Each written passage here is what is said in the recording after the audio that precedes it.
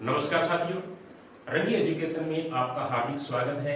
आज हम कक्षा 10 हमारा राजस्थान के तहत राजस्थान के इतिहास में शाकंभरी के जो चौहान वंश था उनका साथियों पर अध्ययन करेंगे और शाकंभरी के चौहान वंश से संबंधित विभिन्न विद्वानों के मत और इनमें इस क्या है कि राजवंश के अंदर जितने महत्वपूर्ण शासक हुए हैं उनकी उपलब्धियां, उनके द्वारा किए हुए युद्ध, उनके दरबारी कवि या इनसे संबंधित कोई महत्वपूर्ण जानकारी बनती है वो मैं आपको पूरा बताने का प्रयास करूंगा। चलो साथियों, आज की क्लास को शुरू करते हैं जिसका शीर्षक है राजस्थान का इतिहास, पार्ट नंबर 2, शाकंभरी का चौहान वंश। साथियों, चौहानों का जो शाकंभरी के जो चौहान थे उनसे संबंधित क्या है कि विभिन्न विद्वानों के अनेक मत है कि इनकी उत्पत्ति कैसे हुई या ये कहां से आए। तो जो वंशावलियां है वह ख्यात है वो क्या है कि इन चौहानों को अग्निवंशीय से संबंधित करती है या अग्निवंशीय इनको बताती है शाकंभरी के चौहानों को। इसके साथ साथ में डॉक्टर गौरीशंकर हीराचंद ओझा ओझा है वो इनको क्या है कि एक अलग पद से संबंधित करते हैं। ये कहते हैं कि ये सूर्यवंशी थे। क्या थे? सूर्यवंशी। और जो ख्यात है और वह वंशावली है जो इनसे संबंधित है वो क्या है कि इनको अग्निवंशी से संबंधित मानते हैं कि ये अग्निवंश से संबंधित थे। इसके साथ साथ में अचलेश्वर महादेव, अचलेश्वर जो मंदिर है और मंदिर का जो शिलालेख है वो इनको क्या है कि चंद्रवंशी बताता है कि ये चंद्रवंश से संबंधित थे। और इसके अलावा चौथा हमारा जो विद्वानों का मत है वो है डॉक्टर दशरथ शर्मा। डॉक्टर दशरथ शर्मा है वो इनको ब्राह्मण वंश से संबंधित करते हैं, ब्राह्मण वंश से। अब साथियों एक करके अपने देख लेते हैं कि जो शाकंभरी के जो चौहान है इनका क्या है कि विद्वानों के मत के अनुसार उत्पत्ति कहां से हुई या उत्पत्ति स्थल या किन से संबंधित मानते हैं। डॉक्टर ओझा है वो इनको सूर्यवंशी मानते हैं। बहुत महत्वपूर्ण पॉइंट है साथियों, राजस्थान की प्रतियोगिता परीक्षा में अक्सर पूछ लिया जाता है कि चौहानों को, जो शाकंभरी के चौहान है उनको सूर्यवंशी किसने कहा या चंद्रवंशी किसने कहा या ब्राह्मणों से संबंधित का किस विद्वान ने जोड़ा। तो अपने एक एक करके देख लेते हैं। सूर्यवंशी चौहानों को जो शाकंभरी के है उनको किसने कहा? डॉक्टर ओझा ने। अग्निवंशीय चौहानों को किसने कहा? ख्यात है और जो उनकी वंशावली है उन्होंने क्या इनको अग्निवंश से संबंधित वो माना है। चंद्रवंशीय इनको किसने कहा? अचलेश्वर जो मंदिर है उनका जो लेख है उसके अंदर क्या है कि शाकंभरी के जो चौहान है उनको क्या माना गया है? चंद्रवंशीय माना गया है। और डॉक्टर दशरथ शर्मा है वो क्या है शाकंभरी के चौहानों को क्या मानते हैं? ब्राह्मण वंश से संबंधित वो मानते हैं। तो ये साथियों चार बहुत ही महत्वपूर्ण क्या है कि विद्वानों के मत है कि शाकंभरी के जो चौहान थे इनका संबंध है वो किस मत से है। उसके बाद में क्या है कि जो बिजोलिया शिलालेख है उनके अनुसार चौहानों का जो आदि पुरुष है, बिजोलिया शिलालेख बहुत ही महत्वपूर्ण साथियों। बिजोलिया शिलालेख ये कहता है, बिजोलिया शिलालेख के अनुसार इनका जो आदि पुरुष है वो क्या है कि वासुदेव चौहान माने जाते हैं। कौन माने जाते हैं? वासुदेव चौहान। यानी बिजोलिया शिलालेख के अनुसार शाकंभरी के जो चौहान है उनका जो आदि पुरुष है वो किसे माना गया है? वासुदेव चौहान को माना गया है। आदि पुरुष किनको माना गया है? वासुदेव चौहान को आदि पुरुष है वो माना गया है। और वासुदेव चौहान ने साथियों सांबर झील का निर्माण करवाया था। बहुत ही महत्वपूर्ण है कि सांबर झील का निर्माता, सांबर झील का निर्माण करने वाला शासक चौहान वंशी है कौन था? तो हम किनका नाम बताएंगे? वासुदेव चौहान का। एक तो क्या हो गया? आदि पुरुष हो गया चौहान वंशी है, यानी शाकंभरी जो चौहान थे उनके आदि पुरुष। दूसरा क्या हुआ? इनसे संबंधित महत्वपूर्ण जानकारी क्या है? दूसरा ये है कि इन्होंने सांबर झील का निर्माण है वो करवाया। और इनका जो शासनकाल है या इनका जो समय है वो 551 ईस्वी माना जाता है। यानी वासुदेव चौहान का जो समय है वो कितना माना जाता है? 551 ईस्वी के आसपास इनका जो समय है वो माना जाता है। कहते हैं कि चौहान वो प्रारंभ में गुज्जर प्रतिहारों के सामंत थे। यानी चौहान जो शाकंभरी के वो शुरुआत अवस्था के अंदर किनके सामंत थे? गुज्जर प्रतिहारों के सामंत थे। लेकिन उसके बाद में भूवक प्रथम, भूवक प्रथम, भूभग प्रथम नाम करके जो चौहान वंशी जो शासक हुए, इन्होंने क्या है कि इनको अधीनता से मुक्त करवाया और उसके बाद में क्या है कि स्वतंत्र रूप से शासन करने लग गए। और हर्षनाथ जो लेख है ये भी महत्वपूर्ण साथियों, हर्षनाथ लेख, हर्षनाथ लेख, हर्षनाथ लेख ये कहता है कि विग्रहराज जो सेकंड है, विग्रहराज सेकंड, यानी हर्षनाथ जो लेख है वो विग्रहराज जो द्वितीय थे उनकी उपलब्धियों को या उनकी विजयों के बारे में उल्लेख करता है। बहुत ही महत्वपूर्ण साथियों कि हर्षनाथ लेख, हर्षनाथ शिलालेख किस चौहान वंशीय शासक से संबंधित है, तो हम क्या बताएंगे, विग्रहराज द्वितीय से। किससे? विग्रहराज द्वितीय से है। और इस लेख के अंदर विग्रहराज द्वितीय की जो विजय थी, उन्होंने जो उपलब्धियां जो प्राप्त की थी, वो उसके अंदर उल्लेख है वो किया गया है। और विग्रहराज द्वितीय ने महत्वपूर्ण जो उपलब्धि हासिल की थी साथियों, वो है गुजरात के जो शासक थे मूलराज, शासक का नाम क्या है, मूलराज, यानी गुजरात का जो शासक था मूलराज, उनको क्या है कि विग्रहराज द्वितीय ने युद्ध के अंदर हराया था। किनको हराया था? गुजरात के शासक मूलराज को उन्होंने युद्ध के मैदान के अंदर हराया था। और ये बात क्या है कि कौन कहता है, ये हर्षनाथ जो लेख है उनके अंदर उपलब्धियां बताई गई है, विजयों के बारे में उल्लेख किया गया है, उसके अंदर ये बात कही गई है। और एक और बहुत ही महत्वपूर्ण ग्रंथ है साथियों, उसका नाम है पृथ्वीराज विजय। क्या नाम है? पृथ्वीराज विजय। पृथ्वीराज विजय जो ग्रंथ है और इनके जो रचनाकार है उनका नाम है जयानक। क्या नाम है? जयानक। और पृथ्वीराज विजय जो ग्रंथ है, जो जयानक के द्वारा लिखा गया है, इसके अंदर क्या है कि गोविंद तृतीय नाम करके जो राजा थे, गोविंद तृतीय, गोविंद तृतीय, उसके अंदर एक उपाधि दी गई है वेरीघाट की, वेरीघाट। बहुत ही महत्वपूर्ण साथियों, वेरीघाट की उपाधि किसकी थी? गोविंद तृतीय की। वेरीघाट की उपाधि किसकी थी? गोविंद तृतीय की। और ये जो उपाधि है उसका वर्णन है वो किस ग्रंथ में किया गया है? उसका वर्णन है वो पृथ्वीराज विजय नाम करके जो ग्रंथ है उसके अंदर किया गया है, वेरीघाट। याद रखना, बहुत ही महत्वपूर्ण उपाधि है। राजस्थान की प्रतियोगिता परीक्षा में पूछे जाने वाला प्रश्न है कि वेरीघाट की उपाधि किस राजा की थी? वेरीघाट की उपाधि धारण करने वाला चौहान वंशीय शासक का नाम बताइए, या वेरीघाट का क्या अर्थ होता है? तो साथियों, वेरीघाट की जो उपाधि धारण करने वाले जो राजा थे उनका नाम है गोविंद तृतीय। क्या नाम है? गोविंद तृतीय। और ये उपाधि का वर्णन किस किताब के अंदर या किस पुस्तक में या किस ग्रंथ में मिलता है? उसका नाम है पृथ्वीराज विजय। क्या नाम है? पृथ्वीराज विजय। और पृथ्वीराज जो विजय जो ग्रंथ है उसके रचनाकार का नाम क्या है? जयानक। क्या नाम है? जयानक। और वेरीघाट का मतलब होता है दुश्मनों को मारने वाला। क्या होता है वेरीघाट का मतलब? है दुश्मनों को मारने वाला, दुश्मनों को मारने वाला। पूछ भी सकते हैं वेरीघाट का अर्थ बताइए। वेरीघाट जो उपाधि उसका अर्थ क्या है?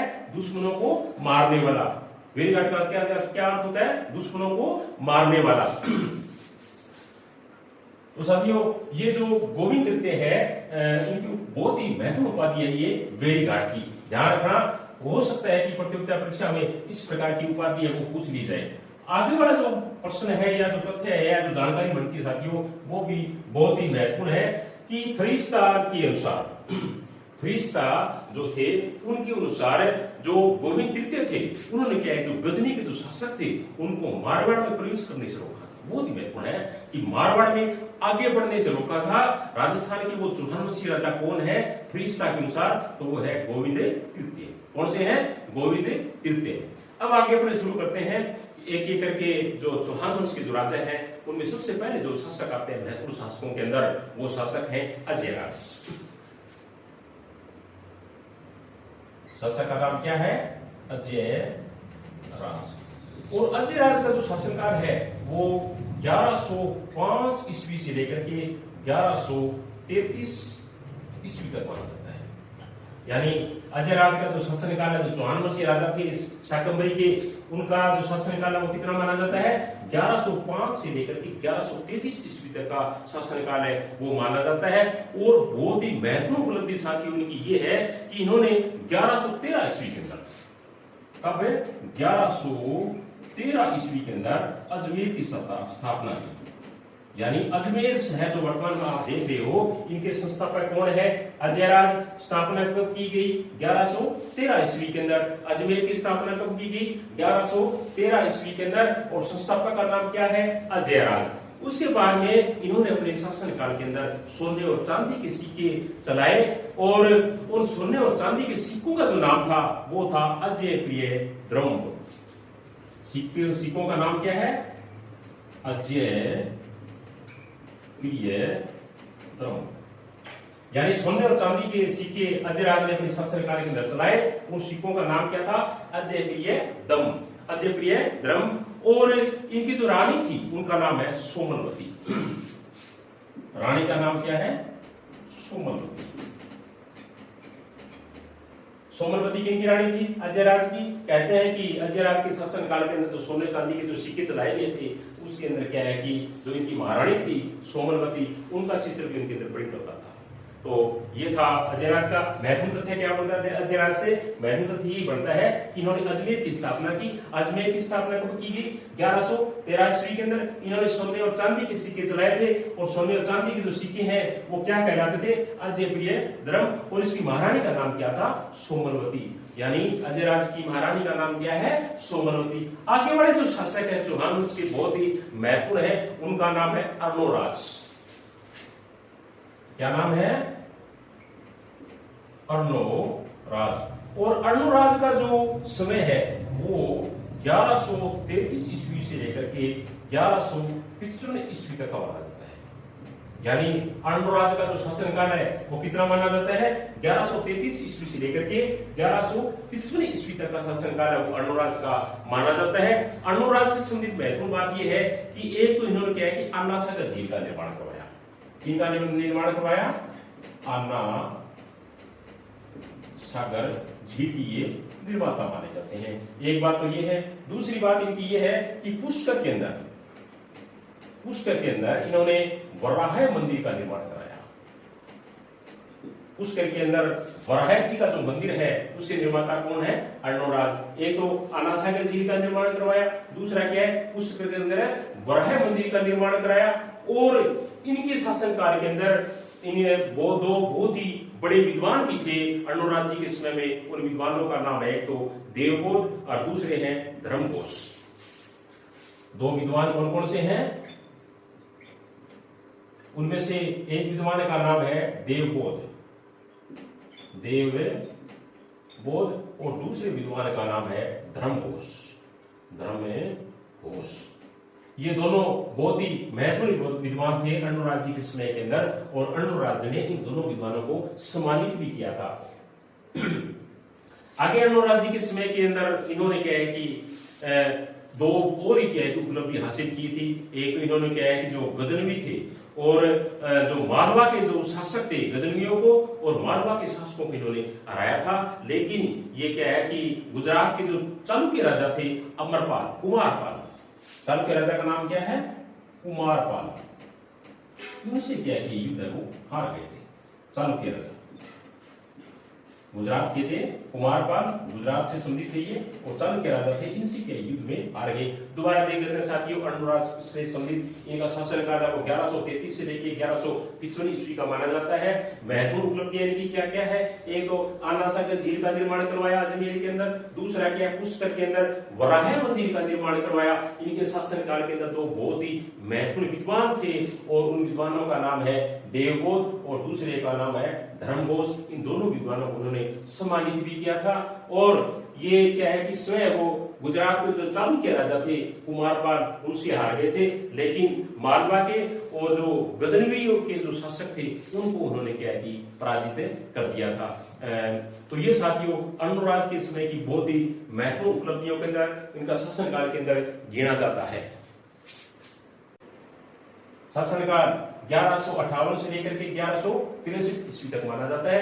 इनसे संबंधित जो महत्वपूर्ण जानकारी बढ़ती वो ये है कि एक तो इन्होंने क्या है कि जो दिल्ली के जो तोमर वंश के जो शासक थे उनको हराया था, यानी तोमर वंश के शासकों को हराने वाले शासक थे और दिल्ली पर अधिकार करने वाले पहले चौहान शासक।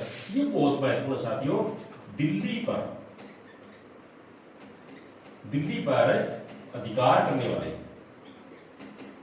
वाले फर्स्ट चौहान वंशीय शासक थे, बहुत ही महत्वपूर्ण है। यानी दिल्ली पर क्या है कि चौहानों की ओर से प्रथम शासक जिन्होंने दिल्ली पर अधिकार किया उस राजा का नाम क्या है, विग्रहराज चतुर्थ। और इसके साथ साथ में इन्होंने जो गजनी का सुल्तान था उनका नाम है खुसरू साहेब। क्या नाम है, खुसरू साहेब। गजनी का जो सुल्तान था उनको भी किया किसने, इन्होंने हराया था। और इसके साथ साथ में और इन्होंने क्या किया, इनको एक बहुत ही महत्वपूर्ण उपाधि भी दी गई थी जयानक भट्ट के द्वारा। जयानक भट्ट के द्वारा एक बहुत ही महत्वपूर्ण उपाधि दी गई थी, उस उपाधि का नाम है कवि बांधव। बहुत ही महत्वपूर्ण उपाधि है साथियों, उपाधि का नाम क्या है, कवि बांधव।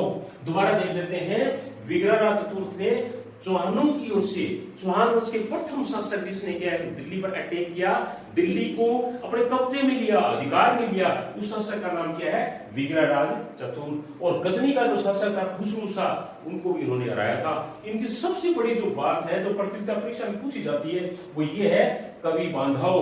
कवि बांधव किस चौहान वंशीय शासक की उपाधि का नाम था, तो अपने किनकी बताएंगे, विग्रहराज चतुर्थ की। या कवि बांधव की जो उपाधि है वो किसने दी थी, कवि बांधव की जो उपाधि है वो जयानक भट्ट ने दी थी साथियों। बहुत ही महत्वपूर्ण प्रश्न है ये, राजस्थान की प्रतियोगिता परीक्षा में अक्सर ये प्रश्न पूछा जाता है, कवि बांधव की उपाधि किस शासक की है, तो अपने किनका बताएंगे, विग्रहराज चतुर्थ की। और इन्होंने क्या एक प्रसिद्ध नाटक भी लिखा था, उस नाटक का नाम है हरकेली। नाटक का नाम क्या है, हरकेली। ये नाटक भी साथी बहुत ही महत्वपूर्ण है और राजस्थान की प्रतियोगिता परीक्षा में अक्सर पूछ लिया जाता है कि हरकेली नाटक के रचयिता कौन है, तो अपने क्या बताएंगे, विग्रहराज चतुर्थ। इसके साथ साथ में इनके दरबारी विद्वान भी थे सोमदेव। क्या नाम था, सोमदेव। उन्होंने भी क्या है कि नाटक लिखा था, उस नाटक का नाम है, सोमदेव ने जो लिखा था उस नाटक का नाम है ललित विग्रहराज। ललित विग्रहराज। ये नाटक भी क्या है, किसने लिखा, सोमदेव ने लिखा था। तो सोमदेव क्या है, विग्रहराज चतुर्थ के दरबारी कवि थे। दो बहुत ही महत्वपूर्ण प्रश्न बन गए, एक तो हरकेली नाटक इनका है विग्रहराज चतुर्थ का, दूसरा ललित विग्रहराज नाटक इनका है सोमदेव का। सोमदेव कौन थे या किसके दरबार में थे, तो सोमदेव और विग्रहराज चतुर्थ के दरबार के अंदर थे। और एक और बहुत मोटी उपलब्धि है साथियों इनकी, इन्होंने क्या है कि अजमेर के अंदर संस्कृत पाठशाला खोली थी। क्या खोली थी, संस्कृत पाठशाला। संस्कृत पाठशाला खोली थी और इसी संस्कृत पाठशाला के अंदर दीवारों के ऊपर इन्होंने कहते हैं कि हरकेली जो नाटक है उनकी जो पंक्तियां हैं वो खुदवाई थी। लेकिन दुर्भाग्य से इसी संस्कृत पाठशाला को दिल्ली सल्तनत के उस वक्त के जो गुलाम वंश के जो शासक थे कुतुबुद्दीन ऐबक, उन्होंने इसको तोड़ करके वहां एक नई एक इमारत का निर्माण करवा दिया, एक मस्जिद बना दी, उसका नाम है डाईदीन का झोपड़ा। क्या नाम है, डाईदीन का झोपड़ा। डाईदीन का झोपड़ा ये किसने बनाया था, ये बनाया था ऐबक ने, यानी कुतुबुद्दीन ऐबक ने। कुतुबुद्दीन ऐबक नाम के जो दिल्ली सल्तनत के जो बादशाह थे, उन्होंने क्या कि संस्कृत पाठशाला को तोड़ा और उनकी जगह उन्होंने क्या बना दिया, डाईदीन का झोपड़ा नाम से एक नई मस्जिद का निर्माण वहां पर वे करवा दिया। और विग्रहराज चतुर्थ ने और क्या किया, इन्होंने क्या है कि एक कस्बा बसाया था, उस कस्बे का नाम है बिसलपुर कस्बा। क्या नाम है, बिसलपुर। और साथ में वहां पर एक झील का भी निर्माण करवाया था, उस झील का नाम है बिसलपुर झील। झील का निर्माण क्या है, बिसलपुर झील। विग्रहराज चतुर्थ का जो समय है वो सपादलक्ष से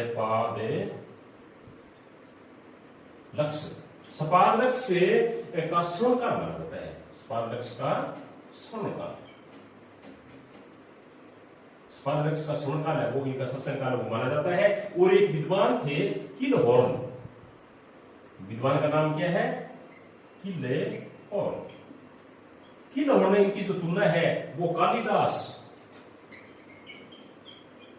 और भवभूति, कालिदास और भवभूति से इनकी तुलना है वो की है। अब दोबारा साथियों एक बार हम फिर दोबारा देख लेते हैं विग्रह चतुर्थ का शासनकाल 1158 से लेकर के 1163 ईस्वी तक। और ये दिल्ली सल्तनत, दिल्ली के ऊपर चौहान वंश के प्रथम ऐसे शासक थे जिन्होंने क्या दिल्ली के ऊपर अधिकार किया। और इन्होंने क्या है कि गजनी के जो शासक थे खुशरू शाह उनको हराया। और इन्होंने स्वयं क्या है कि एक नाटक लिखा था, उस नाटक का नाम है हरकेली। और एक नाटक इनके दरबारी कवि थे उनका नाम है सोमदेव, उन्होंने नाटक लिखा था, नाटक का नाम है ललित विग्रहराज। इनको एक बहुत ही महत्वपूर्ण उपाधि दी गई थी इनके द्वारा, जयनाथ भट्ट के द्वारा। और उपाधि का नाम है कवि बांधव, उपाधि का नाम क्या है? कवि बांधव। और इनका जो शासनकाल है वो स्पार्टैक्स का शासनकाल माना जाता है चौहानी युग के अंदर। इन्होंने क्या है कि अजमेर के अंदर एक पाठशाला का निर्माण करवाया, संस्कृत पाठशाला का। और उसी संस्कृत पाठशाला को दिल्ली सल्तनत के जो गुलाम वंश के जो शासक थे कुतुबुद्दीन ऐबक, उन्होंने क्या है कि उनको तोड़ करके वहां 2.5 दिन का झोपड़ा नामक एक मस्जिद है उसका निर्माण है वो करवा दिया। इन्होंने एक बिशनपुर कस्बा नाम का एक नया शहर भी बसाया था और वहां पर एक झील का निर्माण कराया, उस झील का नाम है बिशनपुर झील। विग्रह चतुर्थ की प्रशंसा करते हुए एक बहुत बड़े विद्वान किलहॉर्न ने, विद्वान का नाम याद रखना, किलहॉर्न ने इनकी जो तुलना है वो कालिदास व भवभूति से की है। किनके साथ में की है? कालिदास व भवभूति से की तुलना है वो की है। अब साथियों आगे बढ़े जो शासक हैं चौहान वंश के वो बहुत ही महत्वपूर्ण शासक हैं भारत के इतिहास के अंदर, राजस्थान के इतिहास के अंदर वो बहुत ही महत्वपूर्ण शासक क्या है कि शासकों की गिनती के अंदर आते हैं और महत्वपूर्ण स्थान है वो रखते हैं। उस शासक का नाम है पृथ्वीराज तृतीय। क्या नाम है? पृथ्वीराज तृतीय।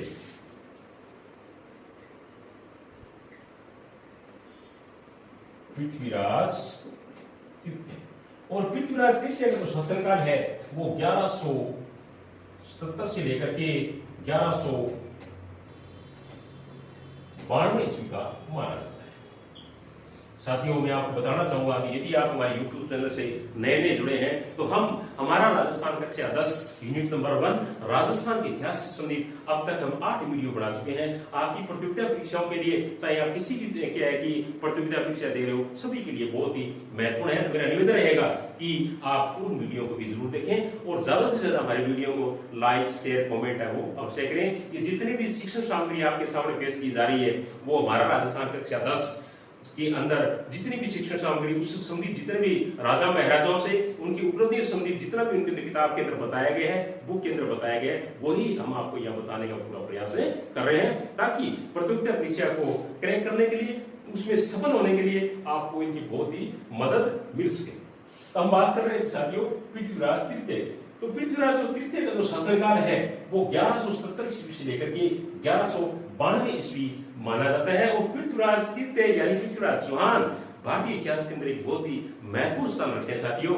और जब ये राजा बने उस वक्त क्या है कि इनकी उम्र है वो 11 वर्ष की थी। एज कितनी थी? 11 वर्ष की थी। पृथ्वीराज तृतीय की एज जब ये शासक बने उस वक्त कितनी थी? 11 वर्ष की एज थी इनकी। और 1182 ईस्वी के अंदर इन्होंने दो बहुत ही महत्वपूर्ण कार्य किए।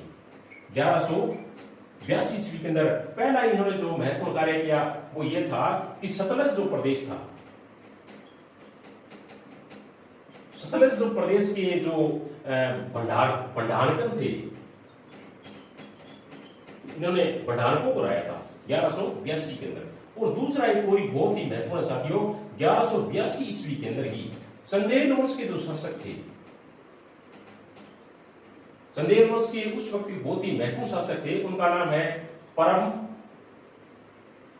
परमदीदेव। उस वक्त के शासक का नाम क्या? चंदेल वंश के शासक का परमदीदेव। और इनके दो बहुत ही महत्वपूर्ण सेनानायक वीर थे साथियों जो बहुत ही इतिहास के अंदर, भारतीय इतिहास के अंदर महत्वपूर्ण स्थान रखते हैं। उन वीरों का नाम था आल्लाह और उद्दल। आल्लाह व उद्दल। दोबारा देख लेते हैं, जब पृथ्वीराज चौहान शासक बने, एज कितनी थी? शासक बनने के बाद में 1182 ईस्वी के अंदर इन्होंने जो सतलज प्रदेश के जो भंडारकर थे उनको उन्होंने हराया, और 1182 ईस्वी के अंदर ही बहुत ही महत्वपूर्ण शासक चंदेल वंश के परमति देव उनको उन्होंने हराया। और इस युद्ध के अंदर चंदेल वंश के दो महत्वपूर्ण वीर आला और उद्दल वो वीर गति को प्राप्त हो गए। कब है? 1182 ईस्वी के अंदर किनके साथ युद्ध हुआ? पृथ्वीराज चौहान या पृथ्वीराज तृतीय के साथ में जो युद्ध हुआ 1182 के अंदर, उनमें चंदेल वंश के दो वीर, बहुत ही महत्वपूर्ण जो वीर थे आला और उद्दल, भारतीय इतिहास में ये महत्वपूर्ण स्थान रखते हैं, वो वीर गति को प्राप्त हो गए। उनके बाद में क्या हुआ कि इन्होंने कनौज के जो राजा थे, कनौज के शासक जयचंद को हराया, और उनकी जो पुत्री थी संयोगिता, पुत्री का नाम क्या है? संयोगिता, जयचंद की पुत्री को इन्होंने क्या है कि अपहरण करके शादी की, यानी पुत्री का अपहरण कर लिया और तो उसके बाद में उन्होंने शादी की। तो मुख्य रूप से क्या है कि ये तीन घटनाएं यहां पर वर्णित हो जाती है। और उसके बाद में बहुत ही महत्वपूर्ण साथियों एक युद्ध हुआ, जिसको युद्ध को कहते हैं तराइन का प्रथम युद्ध। बहुत ही महत्वपूर्ण स्थान भारतीय इतिहास के अंदर ये रखते हैं, तराइन का प्रथम युद्ध, और ये हुआ था 1191 ईस्वी में। कब हुआ? 1191 ईस्वी के अंदर। किनके बीच में? पृथ्वीराज चौहान और दूसरी साइड के अंदर थे मोहम्मद गोरी। तराइन का प्रथम युद्ध, तराइन के दो युद्ध हुए हैं, तराइन का प्रथम युद्ध और तराइन का द्वितीय युद्ध। तराइन का प्रथम युद्ध कब हुआ? 1191 ईस्वी के अंदर। किनके बीच में हुआ? पृथ्वीराज चौहान और मोहम्मद गोरी के बीच में हुआ, जिसके अंदर पृथ्वीराज चौहान की जीत हुई और मोहम्मद गोरी की हार हुई। दोबारा देख रहे हो, तराइन का प्रथम युद्ध कब हुआ? 1191 ईस्वी के अंदर। किनके बीच में? पृथ्वीराज तृतीय या पृथ्वीराज चौहान, और दूसरी तरफ कौन थे? मोहम्मद गोरी थे। जीता कौन? पृथ्वीराज चौहान। हारा कौन? मोहम्मद गोरी। अब आगे बढ़ा भी एक बहुत ही महत्वपूर्ण प्रश्न साथियों, उसका नाम है तराइन का दूसरा युद्ध। क्या नाम है? तराइन का दूसरा युद्ध। तराइन का दूसरा युद्ध। तराइन का दूसरा जो युद्ध है ये 1192 ईस्वी के अंदर हुआ। किनके बीच में? यही थे दोनों, पृथ्वीराज चौहान और मोहम्मद गोरी। अब साथियों उल्टा हो जाता है, जो पहले जीता था तराइन के प्रथम युद्ध के अंदर वो हार जाता है, और जो तराइन के युद्ध में जो हारा था प्रथम युद्ध के अंदर वो साथियों जीत जाता है। कहने का यही है कि तराइन के दूसरे युद्ध के अंदर पृथ्वीराज चौहान की हार हो जाती है और मोहम्मद गोरी है वो जीत जाता है। और यहीं से 1192 ईस्वी से भारत के अंदर क्या है कि तुर्की शासन की नींव है वो पड़ जाती है। सबसे महत्वपूर्ण प्रश्न बनता है साथियों, 1192 ईस्वी से ही भारत के अंदर तुर्की शासन की नींव है वो पड़ गई। कब है? 1192 ईस्वी से। और अब अगर मूल्यांकन करें पृथ्वीराज चौहान का, तो इनके दरबार के अंदर दो बहुत ही महत्वपूर्ण विद्वान रहते थे। एक का नाम है जयानक और दूसरे विद्वान का नाम है चंद्रप्रदायी। जयानक ने पृथ्वीराज विजय नाम करके पुस्तक लिखी, और चंद्रप्रदायी ने जो पुस्तक लिखी उनका नाम है पृथ्वीराज रासो। अब हम दोबारा देख लेते हैं साथियों एक बार पृथ्वीराज चौहान को। पृथ्वीराज चौहान का जो शासनकाल या पृथ्वीराज तृतीय का शासनकाल 1170 ईस्वी लेकर के 1192 ईस्वी तक का माना जाता है। जब ये शासक बने उस वक्त इनकी एज कितनी थी? 11 वर्ष थी। 1182 के अंदर दो घटना होती है। पहली, सतलज प्रदेश के जो भंडार करते थे उनको उन्होंने हराया। दूसरी, 1182 में चंदेल वंश के प्रसिद्ध राजा परमिति देव को उन्होंने हराया, और इनके दो महत्वपूर्ण जो वीर थे आला व उदल, उन्होंने क्या है कि वीर गति को प्राप्त की। उसके बाद में कनौज के जो शासक थे जयचंद, उनको उन्होंने हराया, और उनकी पुत्री थी संयोगिता, उनका अपहरण करके उन्होंने शादी की। उसके बाद में साथियों अलग ही माहौल हो जाता है। तराइन का प्रथम युद्ध होता है। कब है? 1191 ईस्वी के अंदर, जिसके अंदर भारत के प्रसिद्ध शासक पृथ्वीराज चौहान की विजय होती है और मोहम्मद गोरी की हार होती है। लेकिन अगले ही वर्ष तराइन के दूसरे युद्ध के अंदर क्या होता है पलटा मार देता है सारा सिस्टम। 1192 ईस्वी के अंदर पृथ्वीराज चौहान की हार हो जाती है और मोहम्मद गोरी है वो विजित हो जाते हैं।